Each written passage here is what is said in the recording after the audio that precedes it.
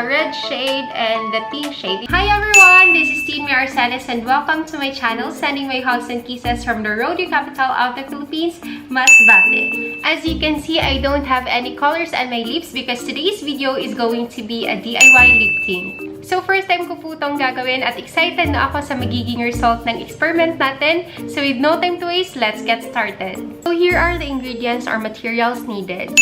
Aloe vera gel, food color in the shade pink and red, Lucas Papaw or Papaw ointment for moisturizing your lips, teaspoon, used lip tint or lipstick applicator, mixing bowls for the two shades, and mixing sticks.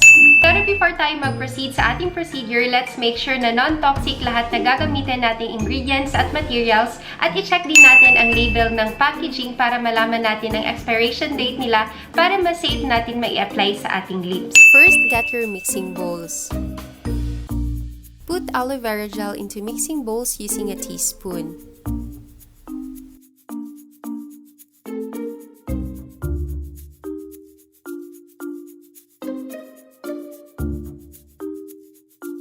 Add a small amount of food coloring into the bowl using the mixing sticks.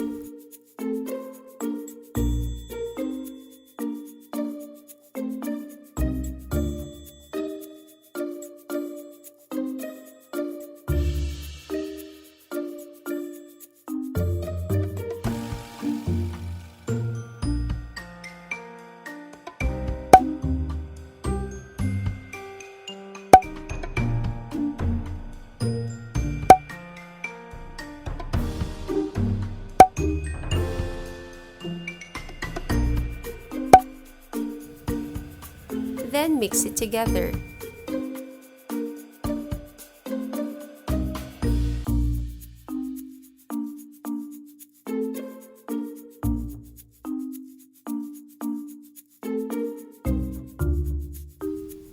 You can also pour in food coloring as much as you like.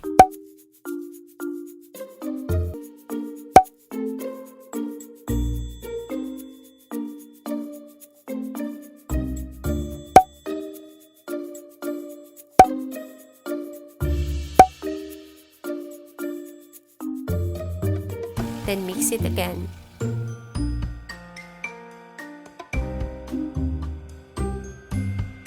Add a pea size of Lucas Papaw ointment and mix it well.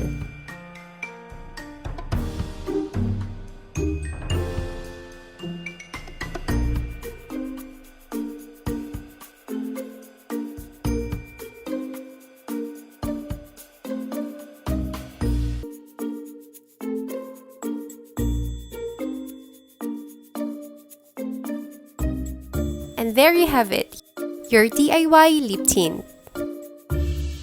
So guys, here is our finished product. We have the red shade and the pink shade. This one is red shade and this one is pink. Pero sa camera parang orange siya. So, yung mga ginamit nating ingredients and materials, very safe lang to sa lips natin kasi yung aloe vera gel, ginagamit naman sa face. Yung Papaw or Papaw ointment, ginagamit naman talaga as moisturizer. And then, yung food color, of course, nakakain naman yun. Now, we're going to proceed with swatches. Yung i-apply ko sa lips ko is itong red shade. And then, yung pink shade at red shade, ito yung isa-swatch natin. So, yung gagamitan nating pang swatch yung fingers ko. So, first is yung red shade. Okay, one. Parang ketchup. Okay. Tapos, isa-swatch natin dito. Wow! Wow! Wow! Wow! Ang ganda! Tapos ano, parang hindi siya drying. Siguro nga kasi, yung aloe vera gel kasi, hindi naman talaga siya nakakapag-dry ng skin. And then, linagyan ko pa talaga siya na Lucas Papaw ointment. So, yan, i-blend natin. I-try natin siya i-blend and i-try din natin siya ipa-dry muna sa kamay natin para makita talaga natin kung meron din siyang binibigay na pigment or ibibigay pigment mamaya sa lips natin. So next shade that I'm gonna swatch is the pink shade. So I'm gonna use my this one, middle finger, for the pink shade. Sa camera ano siya, orange color. Pero in person is pink shade talaga siya, or pink color. So yan, kuha lang tayo.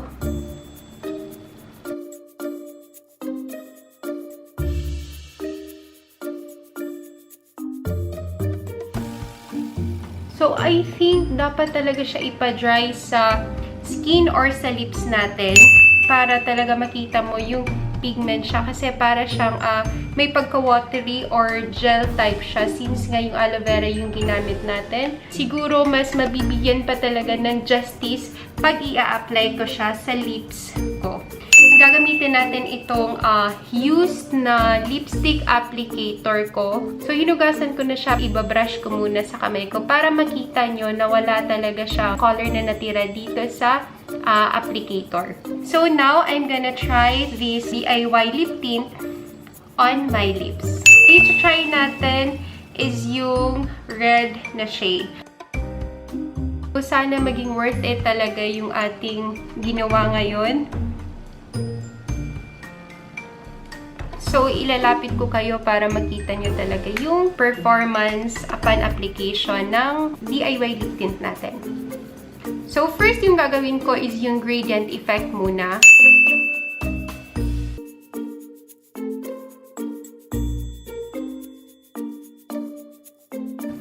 So, this is how the gradient effect looks like on my lips. Wow! Ang ganda! Oh, comment down below kung ano yung masasabi nyo sa lips ko ngayon. So, kuha naman tayo ng product. This time, yung full application na siya sa lips natin. Wow!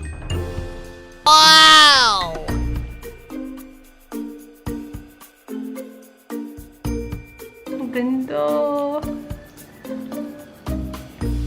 Guys, ang ganda talaga. Parang nakakaputi siya ng teeth, oh. Wow! As in, wala akong masabi. Okay, i-full lips pa natin siya.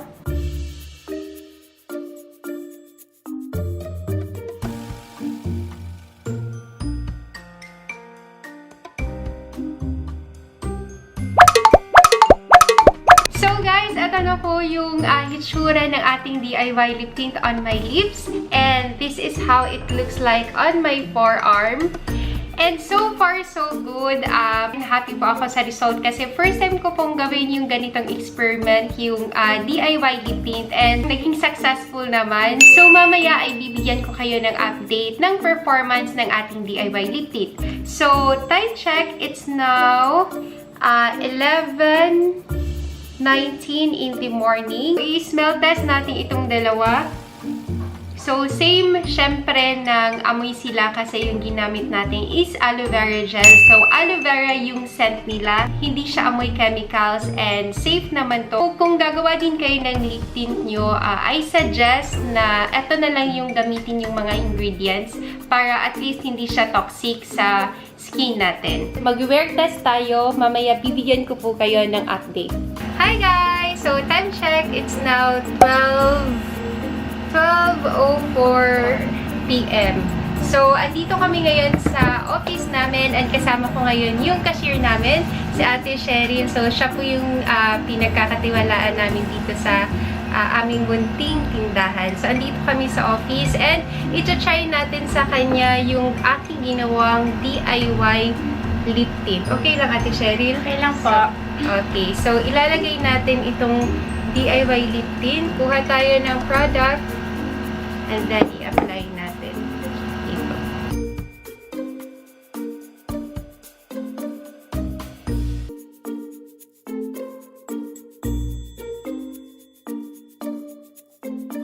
Ganyan mo. Tingnan mo. Wow! I-ganyan mo lang siya.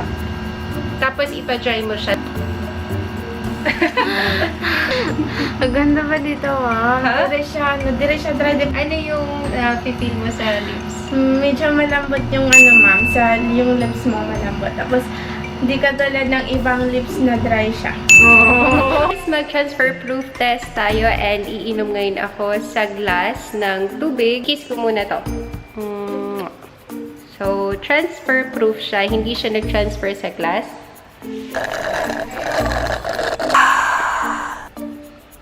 So, wala pa rin siyang transfer sa glass natin. It's 1:31 in the afternoon and mag-lunch na lang po ako. So, yung kakainin ko ay saging and adobo.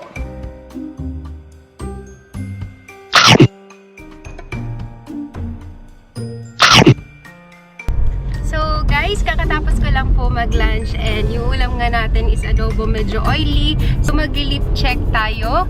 So, ito na po yung status ng ating lips ngayon. Medyo may mga parts pa na medyo nabura lang ng konti dito sa sides ng aking lips. Time check is now 3:15 in the afternoon and andito kami sa Western Union. Kumuha kami ng first YouTube sweldo ni Bai. And magli-lip check tayo. Nawala na yung pigment niya sa edges ng lips ko. First ever YouTube sweldo na niya yan. And magpapa-shawarma daw po siya ngayon. So, mamaya i-test naman natin yung lips natin sa ating shawarma. Time check, it's now 4 in the afternoon. And nag-take out na lang kami ng buko shake and ng fries. So, kasi wala daw shawarma. Gusto ko sanang kumain ng shawarma. Kaya lang wala daw sila yung parang fit. Andito kami ngayon sa Gaysano Masbate. So, yun. Ipapakita ko sa inyo yung lips ko as of this moment. Mayroon akong pimple ngayon na isa. Ganito na yung hitsura ng ating lip tint sa lips ko ngayon. Andyan pa naman yung color niya, pero parang yung sa edges niya nagpe-fade na. Ito try natin i-transfer yung lip tint dito sa straw ng buko shake.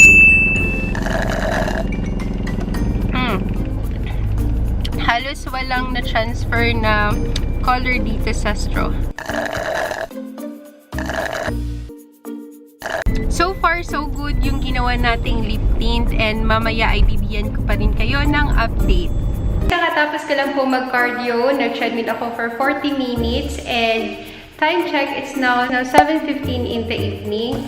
This is how the lip tint looks like after 8 hours. So guys, kung nag-enjoy at may natutunan kayo sa video na to, please don't forget to like, comment, and share this video. And also, paki-subscribe din po ng channel ko, Tinmay Arcenas. And don't forget to click the bell button beside it so you'll be notified whenever I upload a new video. Thank you for watching and see you in my next one. Bye!